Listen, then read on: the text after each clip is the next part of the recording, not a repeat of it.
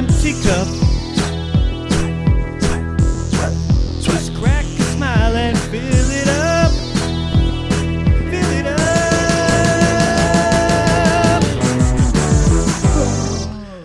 Hey, we're back. Yes, we are. No, well, we're not back. It's just a continuous show where it's just split up in different segments, split up different weeks, and then we piece it all together into to one show. Yes, that's what we do. Well, we're doing back-to-backs after the final pours tonight, and you have provided the Berry Ryeway Rye Ale, which is a raspberry, blackberry, boysenberry, and cranberry ale. It says a carefully selected blend of Ryeway barrels provides a glossy, oak-rich canvas for a raspberry, blackberry, boysenberry, and cranberry medley, bursting with a finely tuned continuum of sweet and tart.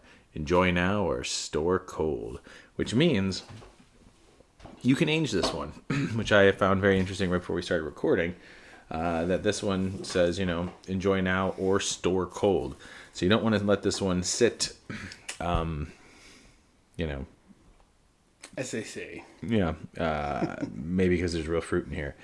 You could have a problem on your hands. Well, smelling it right away, it tastes like Ryeway, got to be honest.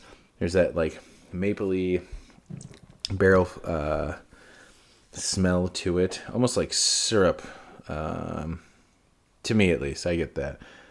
But I feel like I get that from Ryeway often. And the color of it is like a deep, rich purple. It looks totally very, very cool. Yeah. You've taken a sip. Why don't you tell people what you think? I'm going to take a sip now. And I definitely get all of those flavors in that beer.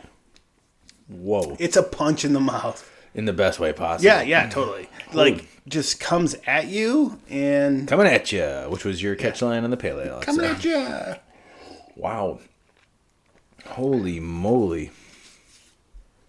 It's shocking how well that comes through. Clark had... what's up, Clark? Clark had checked this in recently, and he had said something about being like kind of sour and tart, and then it was boozy on the end, and... I agree with him 100%. Yeah. It's not hot, but there's that barrel characteristic at the end of this. But man, you really can raspberry, blackberry, boysenberry. And I've never had a boysenberry, but I do get that raspberry, that blackberry, and the cranberry. The cranberry is where I think the tartness is really coming in for me. Totally. Yeah. My God.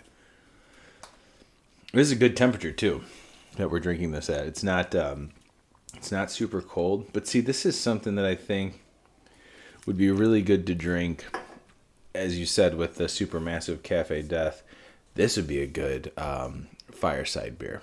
Totally. Sitting by the fire, hot night or warm night, but you had a fire going or sitting in the yard and having this like really cold or like nice and chilled.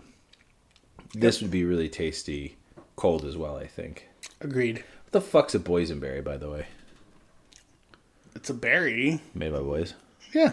It's the Boysenberry. Yeah. It's like a crew, Boys and Berry. Oh, that's a good, like, 90s, maybe hip-hop or pop dance group. Yo, what's up? We're the Boys and Berry. No? It's some guy named Barry. Yeah. It's the boys with Barry, but Barry's the DJ, probably.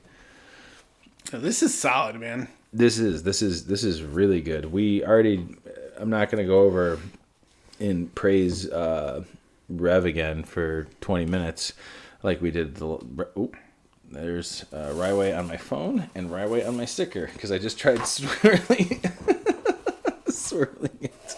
Whoops-a-doodle. Ooh, boy.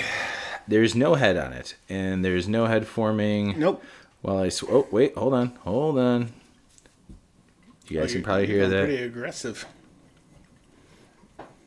Nope, that's just bubbles. There's no. Oh man, that does open it up though. That smells like a nice. Ooh. Yeah. Man, I want Revolution to stop making barrel aged beers. because every time I see them, I'm like, I have to buy that. I have to buy that. And each time I try a new one, it kind of, I feel like, no, this one's my favorite. No, this one's my favorite. VSOD still remains one of my all-time favorite barrel-aged beers from them. Very special Old Death. It's just so rich and it tastes great. Like that, I have no problem spending $35 to $40 on. I understand why this is a $40 4-pack, though. I mean, it's $10 per can, basically. But aging it and it being an immense amount of fruit, I'm imagining real fruit they put in there.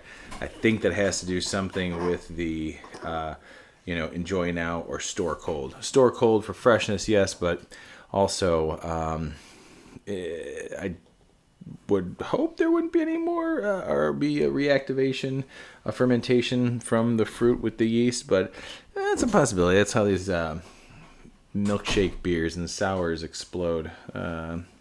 That real fruit juice and the yeast still exploding. Were you looking for something to compare this? Yeah, I was like, what do I have? But I don't. We've drinking all my... Rev? Yep. Oh boy. We got a problem. Our problem is that we're too cool and we enjoy drinking good beer. Yeah, this is... No, I love the color on this too. Yeah, it looks like a red wine. It looks like red wine. And it is kind of hard. Even the picture you sent me, it's still kind of hard to capture that. It's almost like we should have taken a picture while we're pouring it. It looks like, red wine. No, red wine's the perfect example. I was going to say, or like grape juice. No, it doesn't. It looks like red wine, like you're pouring a Merlot or something like that. But man, back-to-back awesome barrel-aged Revolution beers. After we recorded an episode with New Glarus beers, we ended on the fruity note big time. Totally. And I'm okay with that. That's Me too, awesome. man. No, this has been fun. Can't wait to see what our next beers are going to be for this after the final pour, volume 3. On to the next beer, huh?